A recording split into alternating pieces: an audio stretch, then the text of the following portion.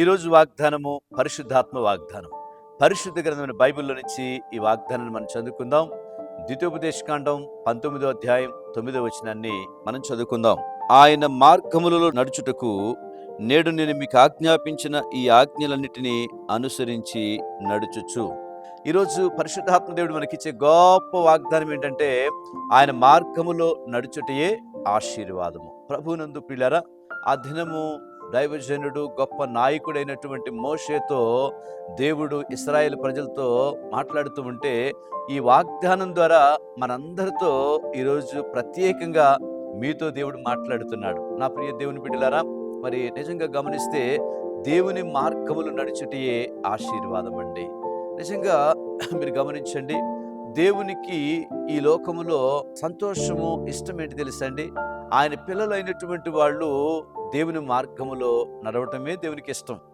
ఏ పురుషుడైతే ఏ స్త్రీ అయితే దేవుని యొక్క మార్గంలో నడుస్తారో వాళ్ళు దేవుని దృష్టికి చాలా ఇష్టలైన వాళ్ళు, చాలా దేవుని సంతోషపరిచేవాళ్ళు. నా ప్రియ దేవుని బిడ్డారా, ఈ లోకంలో చాలా మంది తమకిష్టమైన మార్గంలో నడిచి చీకట్లో పడిపోయిన వాళ్ళు, రోగగ్రస్తులు అయిపోయిన వాళ్ళు, సమస్యలు పాలైపోయిన వాళ్ళు, నిజంగా చాలా మంది దాంట్లో కూరుకుపోయిన వాళ్ళు లేకపోలేదు.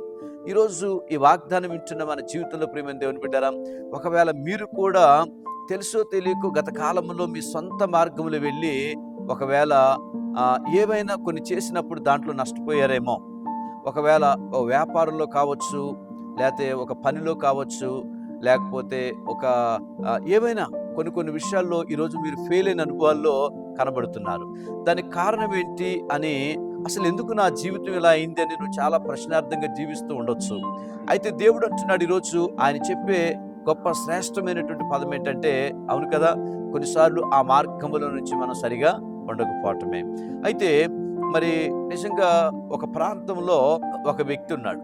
ఆ వ్యక్తి దేవుణ్ణి నమ్ముకున్నాడు, దేవుని యందు విశ్వాసం ఉంచాడు.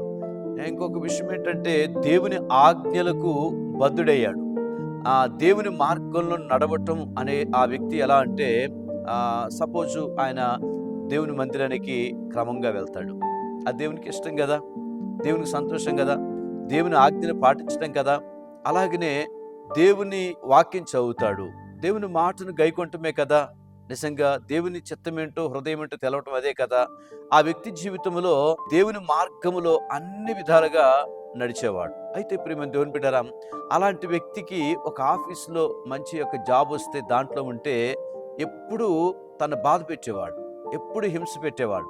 అలాంటి వ్యక్తి ప్రియమైన దేవుని బిడ్డరా, తను దేవుని మార్గంలో నడవటం దేవుని దృష్టికి మంచిది కదా, దేవుని దృష్టికి ఇష్టమైంది కదా.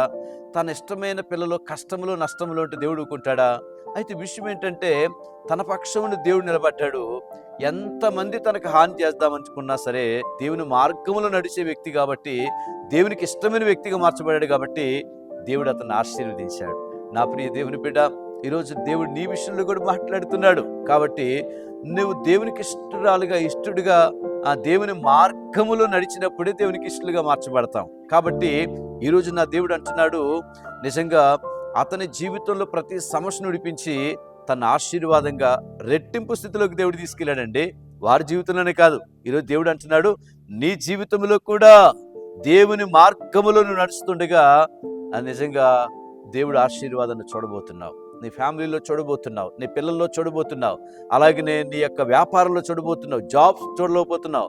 నీకే సమస్య కష్టములు ఉందో అటన్నిట్లో దేవుడు గొప్ప ఆశీర్వాదం, శ్రమను ఆశీర్వాదంగా మార్చబోతున్నాడు. ప్రతి పరిస్థితిని, శాపాన్ని దేవుడు ఆశీర్వాదంగా మార్చబోతున్నాడు. నీ జీవితంలో వేటికైతే నువ్వు విరోధంగా నీకు నిలబడ్డాయో వాటన్నిట్లో దేవుడిని పక్కన నిలబడి, ఎందుకంటే దేవుని మార్గంలో నడుస్తున్నావు, దేవునికి ఇష్టడుగా ఉన్నావు కాబట్టి దేవుడు నిన్ను మర్చిపోలేదు. సహోదరి సహోదరుడా, ఈరోజు ప్రత్యేకంగా నీ జీవితంలో కార్యం చేయబోతున్నాడు. కాబట్టి నువ్వు ప్రత్యేకమైన స్పెషల్ దేవుడికి అనే విషయాన్ని గుర్తుపెట్టుకో. ఈరోజు ఎంతమంది అయితే బర్త్డే జరుపుకుంటున్నారో, సంవత్సరం అనే దయాకిడి దేవుడు మీకు ధరింపు చేయను గాక, దేవుడు మిమ్మల్ని ఆశీర్వదించును గాక. God bless you. ఎంతమంది యానివర్సరీ జరుపుకుంటున్నారో ప్రత్యేకంగా మీకు నేను మరొకసారి యేసుక్రీస్తు సియోను మినిస్ట్రీ పరిచయం ద్వారా ప్రత్యేకమైనటువంటి శుభాకాంక్షలు మీకు తెలియజేస్తున్నాం. దేవుడు మిమ్మల్ని, మీ కుటుంబాలని ఆశీర్వదించును గాక. ఎంతమంది పిల్లలు ఎగ్జామ్స్ రాస్తున్నారో ప్రత్యేకంగా ప్రార్థన చేస్తున్నాం. దేవుడు చాలా ప్రత్యేకంగా ఈ సంవత్సరం ఒక అత్యధికమైనటువంటి, మీరు చదివిన వాటికంటే, విన్న వాటికంటే, ప్రిపేర్ అయిన వాటికంటే, అడుగు వాటికంటే అత్యధికమనే మాటను క్లైమ్ చేస్తున్నాను. ఎగ్జామ్స్లో ఈ మాటను ఎత్తిపెట్టి మీరు ప్రార్థన చేయండి. మీరు ప్రత్యేకంగా రాయబోతున్నారు. దేవుని ఆత్మ మీకు తోడే ఉండబోతున్నాడు. ప్రార్థన చేసుకుందాం. ప్రేమగల యేసయ్యా, నీకు వందనాలు.